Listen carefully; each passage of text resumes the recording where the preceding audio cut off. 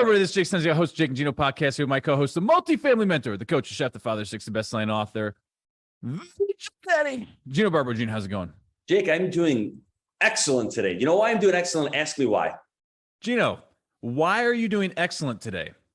Because for me, I'm living in the zone. I'm living my sole purpose through today's podcast. And why is that?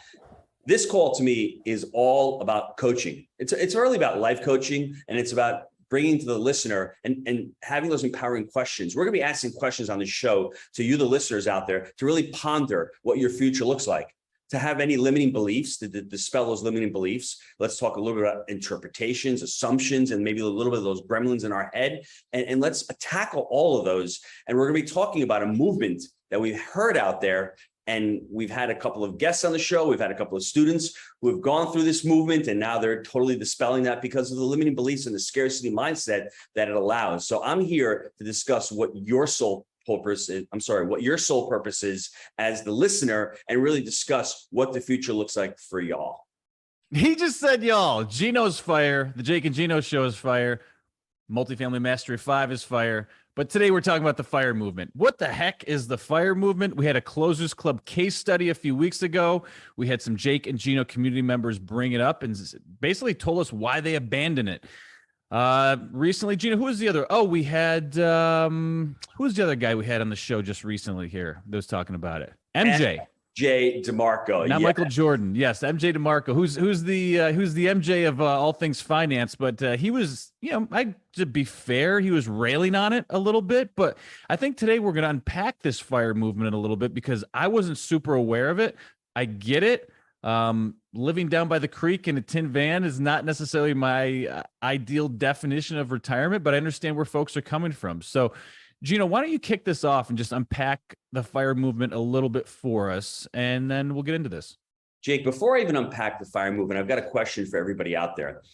What does retirement look like to you? What is your ideal retirement? Are you going to be 64 years old and you're retiring from a corporation? Or are you going to be 42 years old, leaving your firm, going into multifamily full time?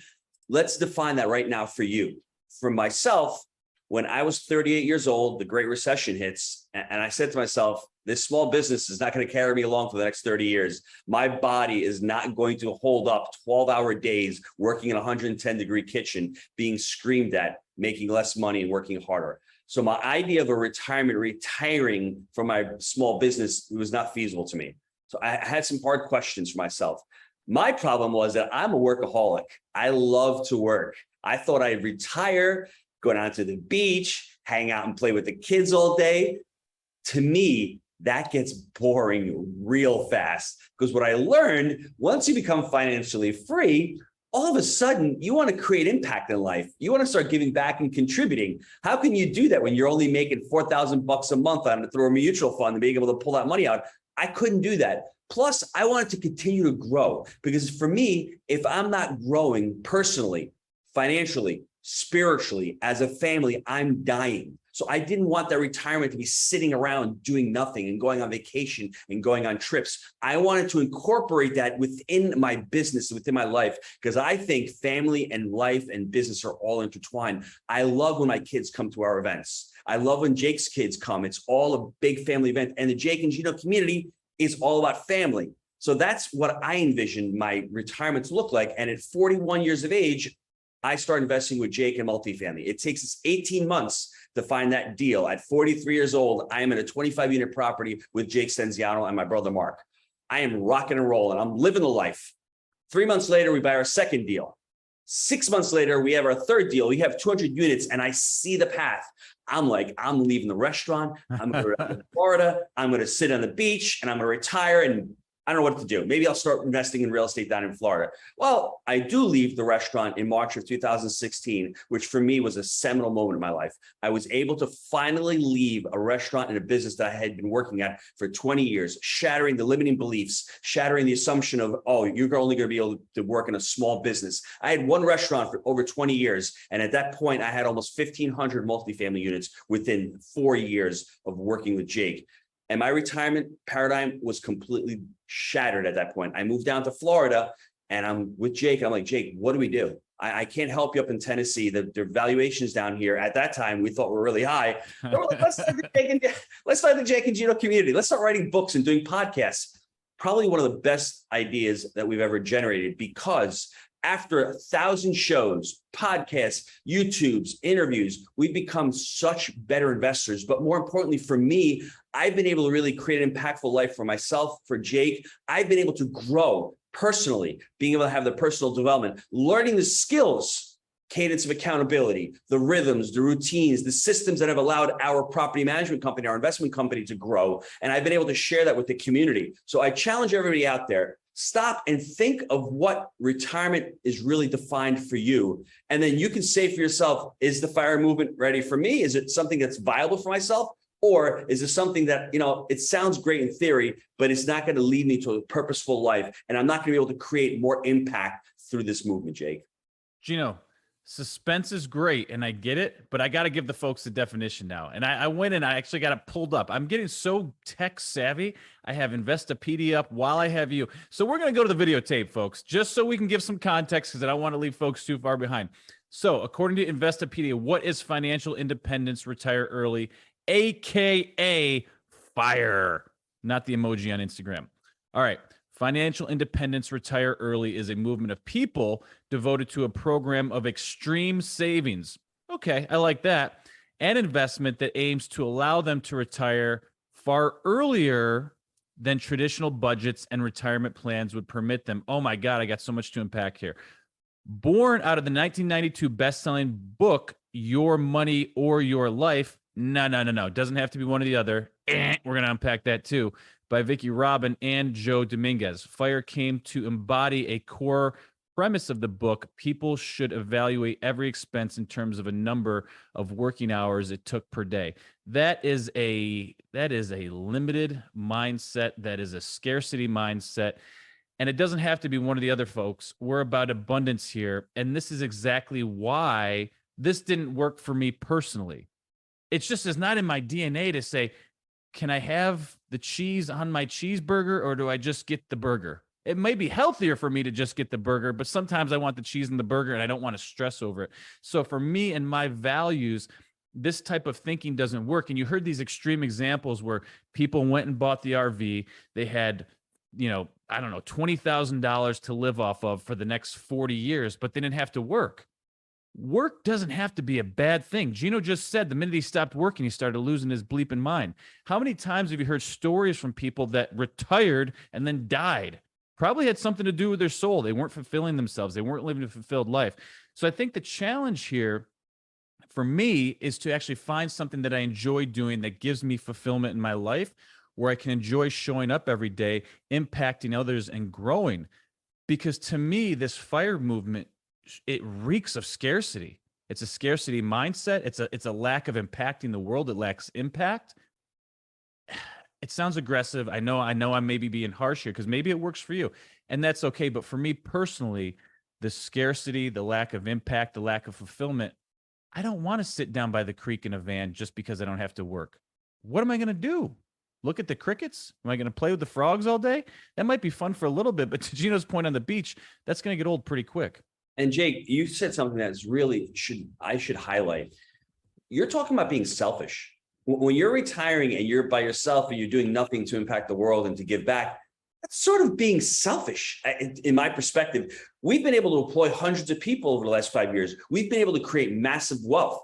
Our students have closed over 53,000 units. We've been able to retire over 70 Jake and Gino students. I mean, think of the impact. If I was sitting on the beach, I would have impacted hundreds and hundreds of families. And I'm saying which I should really be saying the entire Jake and Gino team. Big shout out to the team for doing that. But if I decided to retire, we would have never created this community, and I would never had the ability to impact all these people's lives. I would have never had the impact to impact thousands of listeners. I'm getting emails every day saying how great the show is. You've helped me close a deal, this and that. That's selfishness on my part. I don't want to share the gifts that God gave me. So I'm like, I'm peacing out. It's taking 4% of your income and using it every year. So if you've been able to squirrel away $3 million, what happens is all of a sudden you get the mindset where I'm putting away $3 or $4 million. That's the seed. Your scarcity mind says, I can't touch that because it's for inflation. Sorry. Yes. But think about it, you're living on 4% of that money. I mean, can that work for somebody? I don't know if it can or it can't, but it's always looking at the dollar, trying to stretch the dollar. I have 6 kids. I want to be able to provide for them. I'm going to have grandkids. I want to be able to provide for them. I want to be a role model to my children to say work is great. Work can be fun. Working hard is awesome. That's something that should be championed. And instead, I'm retired, sitting on a beach, just worrying about myself, drinking pina coladas. Probably my relationship with my wife is or is diabetes. That too. We don't want to have alcoholism. But Jake, before we go into the pros and cons, I want to say this point. That one of the reasons why we created the 100-year real estate investor. The problem with retirement, it's a cash flow problem. It's not a net worth problem. You're putting money into these funds. These funds go up and down. When you need the money, you're not touching your principal. You're only taking, certain money off the top. What happens if the markets adjust or we have a crash? You have no control. So you have a cash flow problem when you're in that retirement stage. So are you in assets when you're in the FIRE movement that are going to allow you to be able to continue to draw money comfortably at a certain part of your life?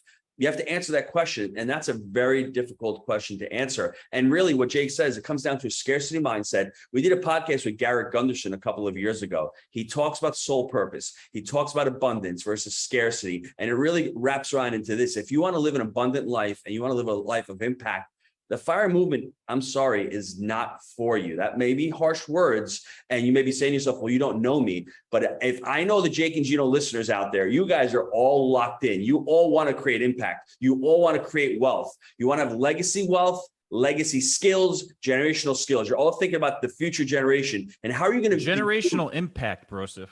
Yes, I like that. How are you going to be doing that when you're retired, drawing $4,000 a month from a mutual fund, sitting around in an RV park driving? That fits a lot of people, but I don't think that's the persona who listens to Jake and Gino. Gino, I've defined the FIRE movement. I'm going to define the Jake and Gino movement, and it's going to be more succinct and it's going to be more in line with our brand. You ready? Yes. Hit me. Okay. Save for an asset, not an event. Drop the mic, sucker. We're done. Listen, here's the point, folks. Save for an asset. The asset can pay for things for the rest of your life. As you start to even save up more money from that asset because you didn't need all the cash flow, you can buy another asset and create the snowball. That's what the Jake and Gino movement is about. We're not about 401ks, drawing down our 4% every year. We're not about, this scarcity mindset that people go through. We're not about the 529 for college and then that money's gone once you spend it. No, we want to take money, put it into vehicles that can make money babies and money soldiers that can keep reproducing. I guess it stems from Gino and the 6 kids, right? We just keep producing more and more. It's what we do though. And ultimately you're just not going to have that abundant lifestyle in the FIRE movement. You need to save for assets that can produce money babies that make more money baby soldiers. And the show goes on. So that's it. We could end the show now, but I know you have some pros and cons. Well, let's go through the pros. And after the pros, take a quick break and go through the cons. But the pros, there are some really good ideas that stem from the FIRE movement. Discipline, setting goals. 90-something% of the US population doesn't set goals. Only 4 or 5% of the population retires abundantly and is the ability to retire without worrying about Social Security. So there's such a strong correlation amongst people who set goals and amongst people who retire with significant wealth. So the first thing is having discipline, setting a budget, creating a budget, not overspending, being able to set goals and say, hey, at this point in my life, I want to have X saved and I want to be able to retire. That is awesome in the FIRE movement. I hope people embrace that part and say, I need to constantly work on my cadence of accountability, my daily goals, my weekly goals, my quarterly, my yearly, what my 3-year plan looks, what my 5-year plan looks. That is the essence of real setting yourself up for success. Now, what Jake and I want to do is we want to be able to tweak those goals and we want you to think bigger. We want you to think stronger and longer and how you're able to really create impact through those goals and not just worry about, hey, I'm going to retire for myself and I'm going to live a comfortable life just for myself. The FIRE movement is a definition of being 3 feet from gold. That's all I got to say about that. And let's take a quick time out to hear from our sponsor.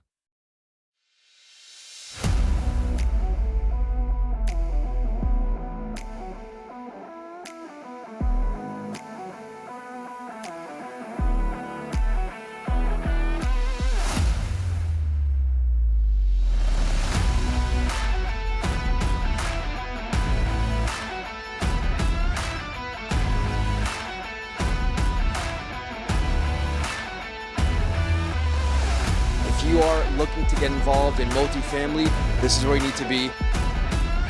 The team you've built is incredible. There is no egos here. Everyone is always looking to help the other person. All right, gang, we're back. I think it's all good intentions. Look, there's goals, there's discipline. They just quit too early. They weren't able to see it through. I guess we said we weren't going to bash today, but I guess we are. So, Gino, carry on with the rest. We're not bashing. There's a few more pros that I really like. The Parkinson's law. I don't know if you've heard of the Parkinson's law. As your income rises, so do your living expenses.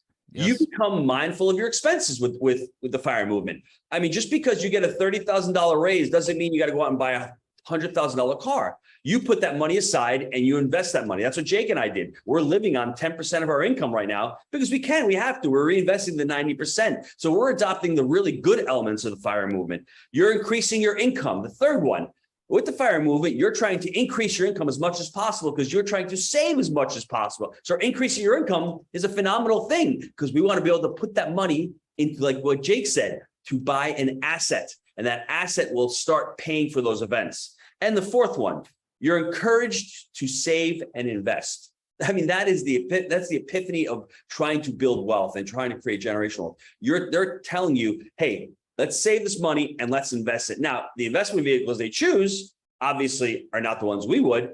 Going into the cons, the first one, Jake has hammered it on a few times. MJ DeMarco mentioned it as well. Big shout out to Fernando and Anna, who was on Closers Club 6. They had their journey from being in the FIRE movement to joining Jake and Gino. And all of a sudden, now they've retired. They left their high paying jobs, but they've moved to Florida and they're continuing on that real estate journey. And they're actually having impact, doing underwriting pods with the students, coming to the events, sharing their story and being an inspiration to others.